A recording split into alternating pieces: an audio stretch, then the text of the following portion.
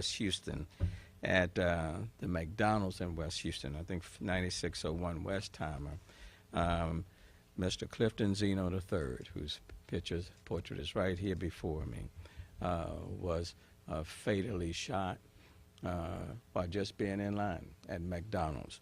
I saw some of the family members last week appearing on television wanting this person to be found who killed Clifton Zeno III.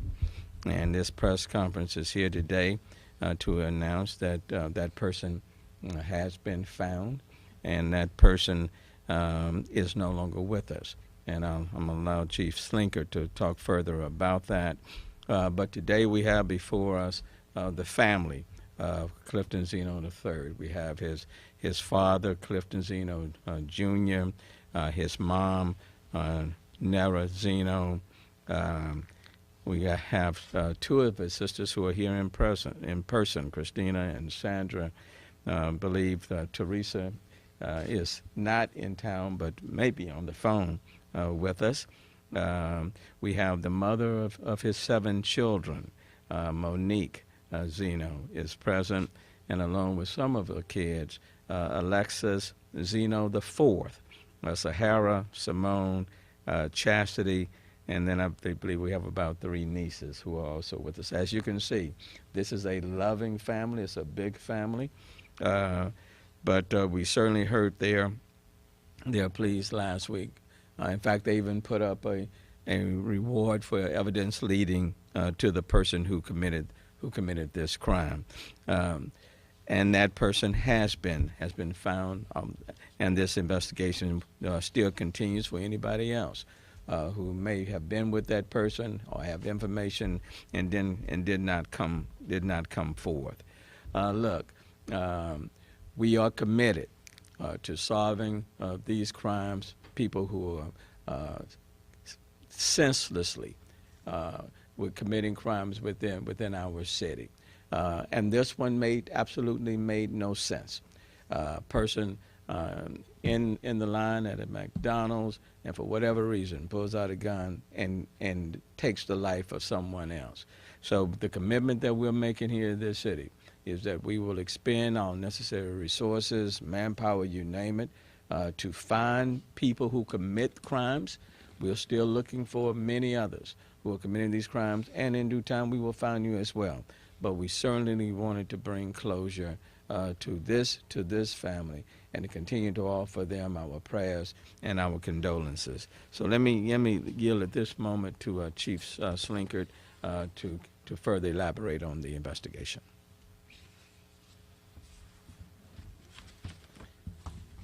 Good afternoon, and thank you very much, Mr. Mayor. And on behalf of Chief Fenner, who could not be with us today, he's handling other city business at the moment, but he's been fully briefed, and he's with us, obviously, in heart and spirit as we share this time with this family, with this grieving family, this wonderful family. And so I'm here to give you, as the mayor said, an update on this case. And another case, and how the two are related. But Mayor, we thank you for your continued support, our mission to combat violent crime in the city of Houston, yourself and your council colleagues.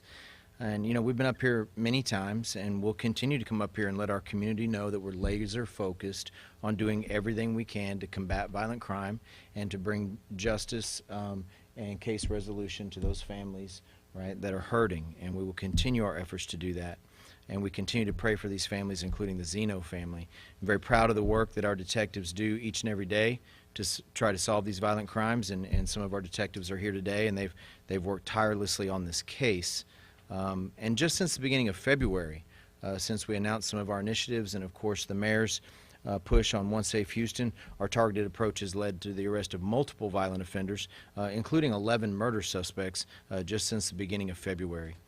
But the case that we're here to discuss today involves, as the mayor said, the murder that occurred at the restaurant. Our homicide detectives received information that indicated possibly that an 18-year-old male named Alberto Riascos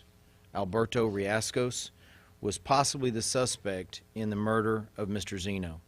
Our detectives did a great deal of research and learned that Riascos was also wanted on a felony warrant out of Harris County for aggravated assault with a deadly weapon. Now, you may remember that last Wednesday night, just this past Wednesday night on March 2nd, I gave a media briefing on the scene of an officer-involved shooting. We had task force and crime suppression officers looking for the suspect in the murder of Mr. Zeno, and we located that suspect, Riascos, walking back to his apartment at 2501 Lazy Hollow Drive, which is not far from the restaurant where Mr. Zeno was murdered. When our officers went to take Riascos into custody last Wednesday evening at about 6 p.m., he pulled out a pistol and fired a shot. One of our sergeants discharged his weapon and fatally struck Riascos. You will recall I gave those details on Wednesday night. The suspect's gun was recovered at the scene, the weapon that Riascos had that he fired at our HPD sergeant. Now, during the ongoing investigation, we recovered ballistics evidence from the suspect's gun on our officer-involved shooting on Lazy Hollow Drive last Wednesday night, and technicians at the Houston Forensic Science Center have been able to match those ballistics to the crime scene where Mr. Zeno was murdered. In essence, the gun that was in the custody of Riascos, who was involved in our officer-involved shooting, who died at the scene at Lazy Hollow, the gun there with him on the scene in his possession, the ballistics from that weapon matched the ballistics recovered from the murder scene of Mr. Zeno. In addition, detectives have located a photograph of the suspect in similar clothing to the suspect in the video shooting of Mr. Zeno. Based on evidence gathered thus far, our investigators are confident that the suspect who murdered Mr. Zeno is Alberto Riascos, 18-year-old male. The investigation regarding the officer-involved shooting where Riascos succumbed to his injuries is still under investigation, and body camera footage, as I said last Wednesday night, will be released in accordance with our policy at a later date, but within our 30-day policy timeline. It's important for us to just reiterate that the Houston Police Department, obviously with the support of the mayor and city council, we are going to continue to work tirelessly day and night to fight violent crime and also bring closure to families like Mr. Zeno's family and to this wonderful family who I've had the opportunity to spend a little bit of time with here just this afternoon. Our prayers are continually with you for this tragic loss. Any loss of life is tragic, and we definitely wanted to work hard to bring this case to closure. Last Wednesday night, it became evident that the suspect in that officer-involved shooting, as we continued to investigate, might be the suspect from the murder of Mr. Zeno, but it took several more days for us to confirm that through ballistics evidence. And so now you're up to speed on where we are in the case. As the mayor mentioned, there are still a few more details for our detectives to cover, a few more interviews that our detectives would like to take place and be involved in. So while we believe that we have what we need to bring this murder case to closure, and we believe we have that suspect positively identified, there is still some case follow-up work for our detectives to do. With that, I'll yield back to you, Mr. Mayor, for anything the family might want to say. Thank you, Chief. And I think Mr. Zeno, the father, the second junior, might want to just say just a few words. Well, hey, come on. I just wanted to say that I really appreciate the hard work that the police department has done to bring this case to closure, and the family appreciate all the prayers and that you all have done and to help the family in this grieving time. And that's I don't have much to say. That's, you know, I'm a little nervous, but I just wanted to, I felt like I needed to say something, you know, and that's basically all I have. Thank you. Thank you. Thank you, Mr. Zeno. Just before we take questions, if there are any questions, look, this shooting was senseless. We have zero policy tolerance on these type of matters, and we'll do everything we can to find people who are committing these crimes to bring them to justice. That's the main thing. That It may take a little while, but we will find you.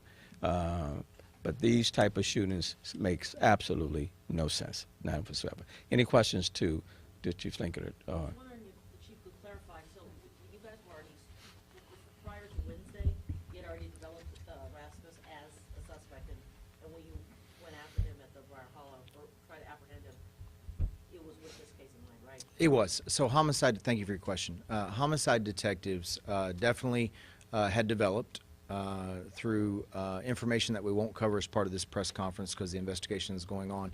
They had developed the name of Alberto Riascos for a possible suspect in the tragic murder of Mr. Zeno. In researching that suspect, they also found out that he had an aggravated assault deadly weapon warrant out for his arrest, and I don't have the details of that case before me here today, but there was a warrant out as well. So two reasons to get Mr. Riascos into custody. One, on the outstanding aggravated assault deadly weapon warrant, and two, so that homicide detectives could talk to him about this case. That's when our task force, as I mentioned Wednesday night on the scene, our violent crime task force working in collaboration with several other agencies, as the mayor has talked about before, and Chief Fenner many times working in concert with other agencies, they had Mr. Riascos under surveillance. At the time that he left the apartment and was on foot, and they felt it was a good time to approach him and take him into custody, is when the officer-involved shooting occurred. Then some additional follow-up information needed to be, and evidence needed to be looked at to see if Riascos actually was the suspect from the murder of Mr. Zeno. And the gun he pointed at officers?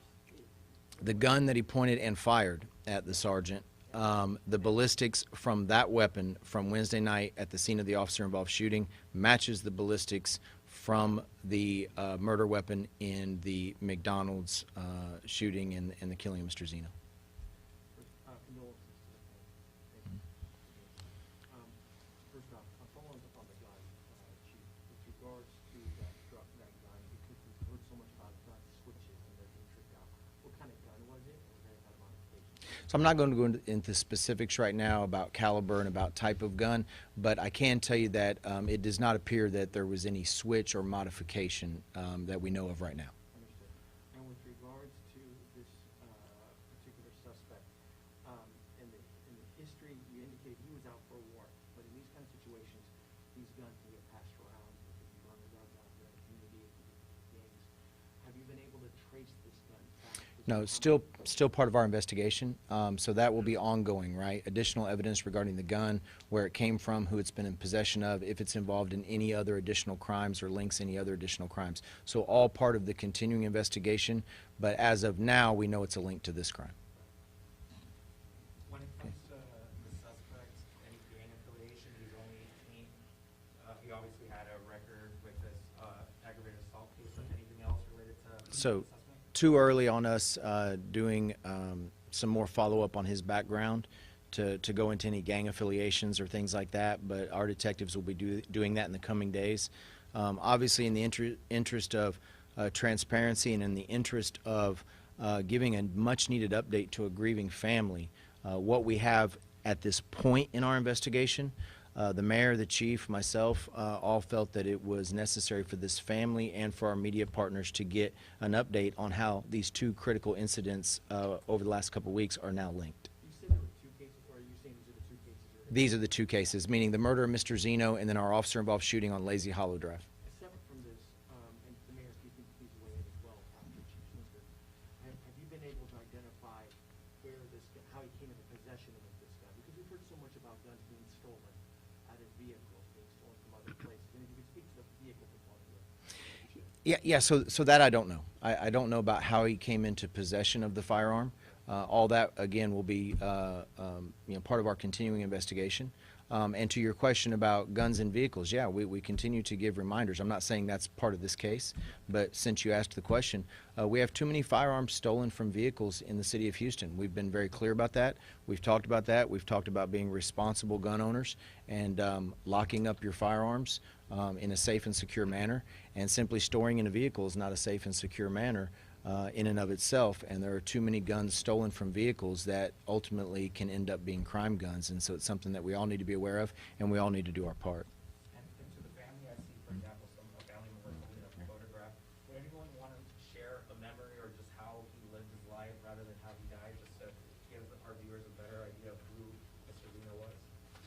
I'll leave it up. Anyone? No pressure, but, well, Cynthia? I have an open-ended question. That's okay. If you- You give your name. Okay, good afternoon. My name is Christina Jones. Clifton Zeno was my brother. My only brother. He was the middle child of 5. Our fondest memories that we have of him, and I think I speak speak for everyone, he was a prankster. He joked a lot. He loved cooking for everyone. He loved to barbecue, and above everything else, he was big on making memories with his family. That was his big thing. If he could make a memory today with you, that's what he wanted to do. So that's what I remember, and that's what we all remember about my brother. Why don't you give me the picture with the hat? Where's the picture with the hat? You have that? Who did I give the pictures back? This is, no, I gave it back. Because I used this picture here, which is one of the pictures. She had Yeah, this is Clifton with the hat. Yeah, you can see he's a character, So this is what that person. This is the person who's lost his life because of some craziness. Okay, and unfortunately, too many people like Clifton are losing their lives because of craziness. In direct response to your question, Mario, that's why even as a part of our One Safe Houston strategy is focusing on technology, utilizing technology more. This person fired at police officers. The gun that he used, through technology, we were able to tie back to the murder of Clifton Zeno III. And so that's why we want to beef up even more technology to trace these guns, to see whether or not this gun was used in other crimes. Okay, so technology plays a huge, important role, but just good old-fashioned police work. So I want to thank the detectives and the police officers, because even with technology, without that good old-fashioned police work, staking out, following through, we wouldn't even be at this point. So I want to thank the detectives and the members of HPD, and we want to bring closure to a lot of other families as well. Still thinking of Ashante Grant, the 9-year-old, $30,000 warrant out on the person who shot in that road rage incident. So I want to remember her family and still lift her up as well. So the point is, we're going to do everything we can to, number one, to try to prevent these type of crimes from taking place. That's number one. And number two, when they do occur, to try to bring closure to this family. But there is no way we can bring Clifton back, so we continue to pray for them and lift them up. Mayor, if you don't mind, you were going to touch on the point with regards to guns as well coming out of vehicles, but Chief Senator. Yeah, last year alone, I believe there were approximately about 3,800 guns that were stolen from vehicles. So it's important for people to really lock their guns away. And many of these guns that are stolen are used in crimes where other lives are being taken. So there are way too many guns that are on the street and many thousands that are stolen. I think up to this point in time, I think in the last report, there were close to 500 guns that we'd already confiscated just this year alone. So and last year there were well over 6,000 guns that were confiscated. So way too many guns, and here you got an 18-year-old with a gun in a restaurant and just used it for no apparent reason. And then, of course, we got people out on the street with warrants that we're working diligently to get off the street before they commit other crimes. Okay. Lincoln, if you don't mind. Sure. One quick question off of this, because the mayor's made such a big point of this in the past, and the importance of this, and even if this was a case of this, without devaluing the work that you guys did, and you did incredible work, but by any chance, because Mayor, you've asked for this in the past, was this through a community tip? Did someone from the community provide a tip that helped solve that? So tips are involved in this case, but it's too early for me to give you details on that and where we are. But we will update our media partners when we can. We want to give our detectives the necessary room they need to investigate the case properly and bring anybody else to justice that may or be involved or have information. And so it's just too early for me to give you that information, and so I want to respect the confidentiality of the case. But aside from that, taking it away from this case right now, you're correct, and the mayor is correct and has said many times, it takes everybody. The detectives cannot do it alone. All of our community members out there, they are the biggest force multiplier for us in trying to keep a community safe. And the information that a community brings forward pays major dividends in us trying to help the community and have a safe environment for everybody. And so cannot stress that enough, how important it is, that community partnership and community members being willing to come forward and speak to us about crime. And the mayor has even gone as far to say, and I agree with him, that we have a responsibility. We have a responsibility as community members and as citizens to do our part to help make our entire community safe. You had a question? I was just going to ask you, did you clarify what the initial motive was? Was it some sort of argument at the restaurant or something minor? Unfortunately and tragically, I don't know that I can give you one. And that speaks, as the mayor said, to the senselessness of this. What motive? You're simply in line and then for whatever reason end up committing this unspeakable, right, murder.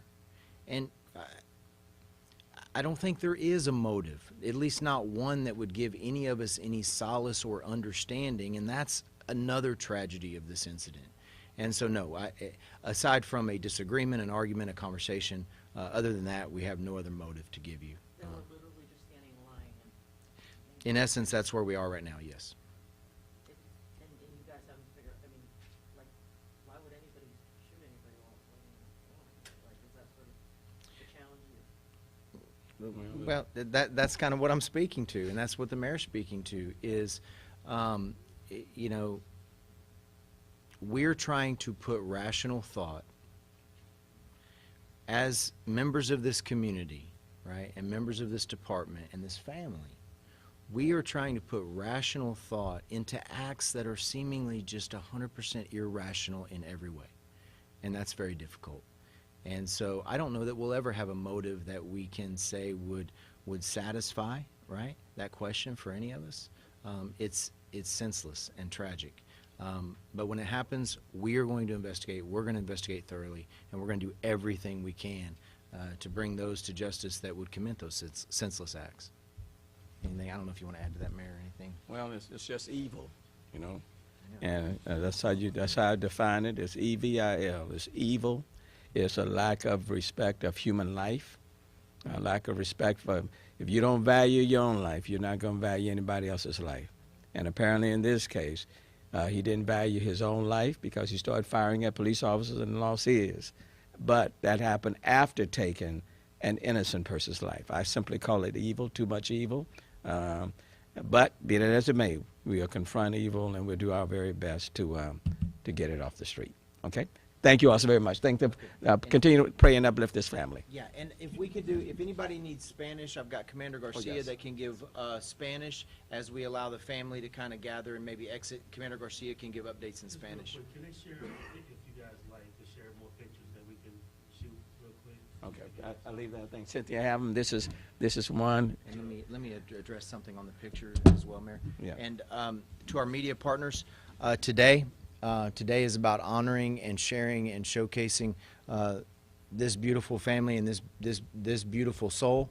And so the mayor wanted to share his picture. I'm so glad the family brought them. Thank you very much. Regarding the photo of our suspect, you don't see it here. That will be shared at a later time, and it'll be shared by our public information officers, and we'll make sure we get that out to our media partners, right? We'll get an updated photo of the suspect out. Right now, we want to showcase and talk about and share the photo of Mr. Zeno for this family. Mhm. All right. Does anybody need Spanish for their role? And with his two of his grandbabies. Okay. Yeah, these. Commander Garcia will get that shortly after we allow the family. He was also a grandfather. Okay. There's Fa- one of his grandchildren right here. Oh, there he is. He's got an afro like I used to have. Okay. All right. Thank you. And this is him when he was in middle school. Okay.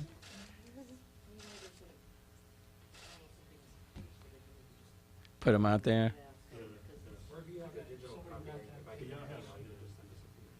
Well, I tell you what, there are enough family members, each one of them can hold. Yeah. Yeah, come on, y'all hold that up. We'll step out of the way. Where's Mom? Where's the mother? Where's Monique? Monique, you hold that? Yeah, y'all get out and hold those. Yeah, that's enough for you all to hold those pictures. Let me get out that picture.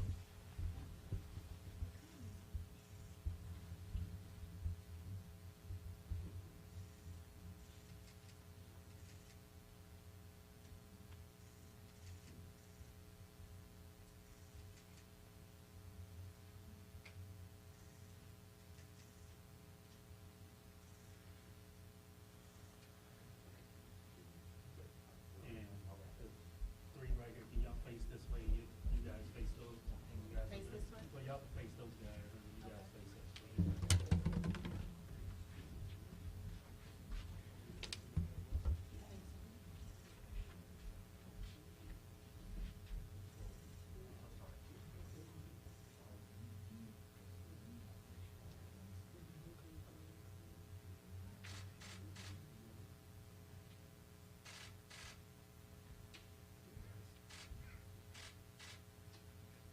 Okay, y'all got it? Thank you. Okay, Commander Garcia, if anybody needs Spanish, please, Commander Garcia, we'll give some updates as we take care of the family over here.